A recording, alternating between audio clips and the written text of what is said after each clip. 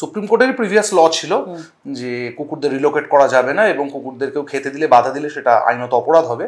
তার বিরুদ্ধে গিয়ে সুপ্রিম কোর্ট নিজেই নিজের লকে ওভাররুল করে এই রুলটা দিল্লিতে চালু করছে এবং এটা একটা নিদর্শন স্থাপন করতে চাইছে বেসিক্যালি দিল্লি, যে বাকি শহরগুলো এরকম করা যেতে পারে।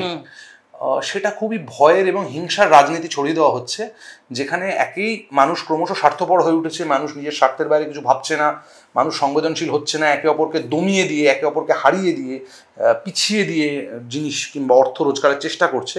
সেখানে এই ধরনের অসংবেদনশীল সিদ্ধান্ত যদি জাতীয় স্তরে নেওয়া হয় এবং সর্বোচ্চ আদালত নেয়, সেটা একটা এক্সাম্পল সেট হয় যে আপনি এরকমই হিংসাত্মক হন, আপনি এরকমই খারাপ হন, আপনি এরকমই অমানবিক হন নিজেকে বেটার রাখবার জন্য। কারণ কুকুরে ওরা যে স্ট্যাটিস্টিক্সটা পেশ করেছে তাতে কুকুরে বিগত বেশ 4 না 5 বছরে 20টা মানুষ মারা গেছে।